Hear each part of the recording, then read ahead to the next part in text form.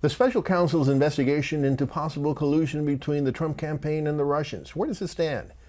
Has the media's coverage of that investigation of the entire Trump presidency been fair or even accurate? And what impact will the media's coverage of this administration and the president's attacks on the media have on our free press beyond the Trump presidency? These are just some of the questions we have for our next guest, award-winning author, reporter, columnist, radio host, television producer, and documentarian, Jonathan Alter. He joins us now. Jonathan, welcome back to the program. Thanks very much. Good to be here. So let me start with the first question. What is the status of the Russian probe, especially after Roger Stone's arrest and indictment? Well, it feels like the noose is tightening, that the walls are closing in on President Trump. But the only honest answer is one that we don't like to give in journalism. We like to try to pretend like we know exactly what's going on. And that is, we don't know the real status of the investigation because Robert Mueller's office doesn't leak. Mm-hmm. This is very different from when, say, Ken Starr was investigating President Clinton and they were leaking every day, sometimes in violation of the law.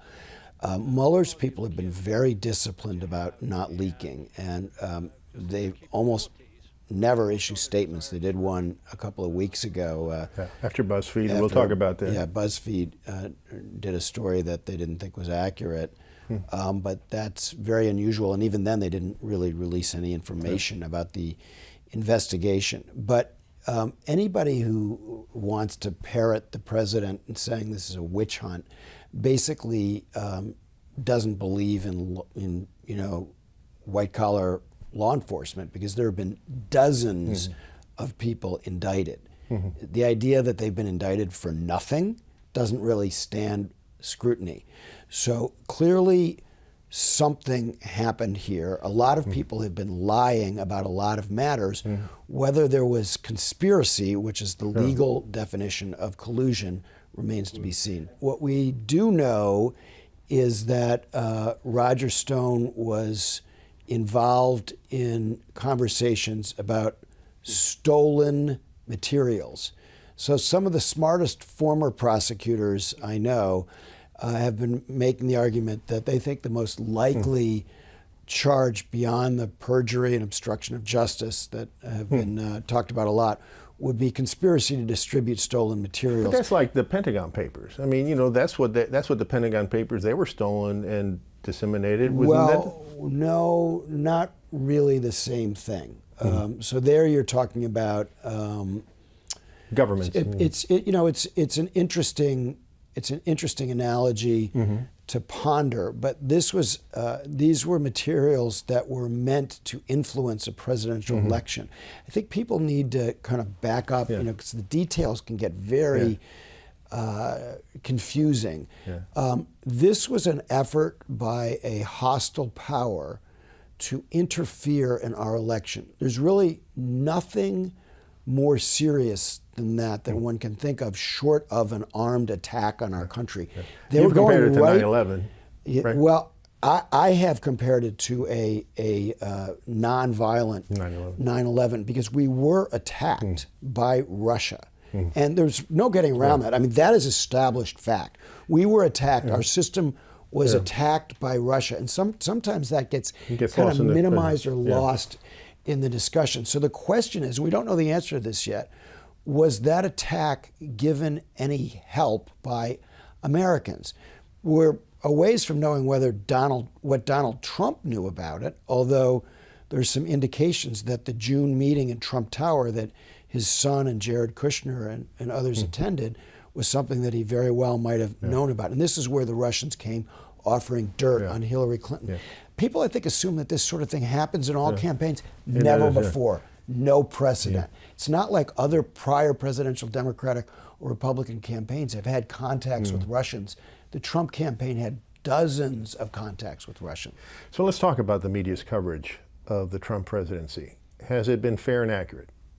Well, the media is a pretty big thing, right? So, BuzzFeed had a story a couple weeks ago. It's not looking too good. As you said, Robert Mueller himself or his staff publicly, unlike unprecedented, they said, no, this is not accurate. But that happened in Watergate. Woodward and Bernstein got some stories wrong. So you can't discredit coverage of a story because the press gets one or two things wrong. Generally speaking, I believe the press blew it before the 2016 election, that we collectively were not doing our job to tell people what was going on. There were already indications that the Russians were involved in our politics in ways that were very disturbing. But since then, I mean, the coverage of the last 2 years, has it been even accurate? Excellent coverage. But first rate. But there's been a long list of mistakes. Not really very long. Well, let me give you just 5, because I wrote down 5 of many. They're not small mistakes. First of all, the CNN story that Congress was investigating a Russian investment fund with ties to Trump officials, that got the reporter and 2 producers fired because it wasn't so. The ABC News story that candidate Trump had directed Michael Flynn to contact the Russians, Ross got suspended because it was actually President-elect Trump who had Flynn contact the Russians. The Wall Street Journal report that Robert Mueller had subpoenaed Trump's bank records, he had not. The CNN report that Donald Trump Jr. had been in contact with WikiLeaks before the WikiLeaks stolen emails were made public, that had to be retracted because that was wrong. It was after they were published that he got in contact with them. And of course, the recent BuzzFeed report that you mentioned. These are not minor stories that they got wrong. These are, and when we get things wrong, we should be held accountable for them, as you're doing rightly right now. But I would just say that you've cited 5 stories out of, 5,000 maybe, that have been written.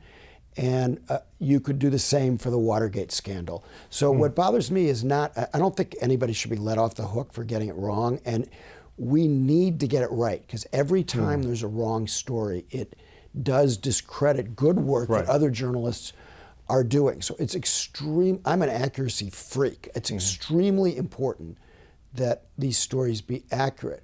But I want to caution people from suggesting that because there have been a few inaccurate stories, that therefore the press is barking up the wrong tree. And you can look at pretty much any other scandal in our recent history, and journalism has its, if not bad actors, people who are incompetent or not doing their job or rushing into print too fast. They're human beings. They're going to make mistakes. They should be held accountable for them. But it shouldn't be allowed to be used politically by Donald Trump to convince people that it's all fake news. Most of what he means by fake news is news that isn't helping him or that is critical of him. That's a very slippery slope, and one of the worst things about the Trump presidency, and by the way, I'm a commentator. I'm paid to have opinions. I'm not like an Associated Press down the middle reporter. That's what they pay me for, is opinions. So I think one of the worst things about his presidency is this concept of fake news. Because what's happening is all over the world, dictators are trying to discredit their critics and dissidents in their countries by saying that any criticism of them is fake news. That's what Trump does, and despots and dictators and bad actors all over the world are taking their lead from him. Jonathan, really quick, we're out of time. In the 20 seconds that we have left, this battle, this war between Donald Trump and the media, and sometimes the media and Donald Trump. War. Well, this battle, whatever you call it, it's happening. It's manifesting itself. Donald Trump is not going to be president forever. Post Donald Trump, what will this, whatever you call it, this battle, this attacks on the media, back and forth, what impact will it have on our free press in the long run? It's very hard to say, and generally when we make predictions, they're wrong. But I think one of the pieces of good news is that a lot of Americans are recognizing now that a free press is enormously important, and the press and the courts to a certain extent, and now the House of Representatives, are the only thing that is standing between us and serious erosion of our democracy, which is what this president represents. And so I think it may in some ways get people to appreciate what we do more. What I hope does not happen is that the next president, whether it's a Democrat or a Republican, I hope that they're not subjected to a lot of unfair reporting. So after Watergate, for instance, the press was so full of itself because of having helped to drive a president from office that they turned everything that Jimmy Carter did into a scandal. And a lot of times they weren't scandals. So you hope that doesn't happen. I hope that doesn't happen to the next president. All right, Jonathan. Well, thank you so much for joining us. Thanks, Rafael.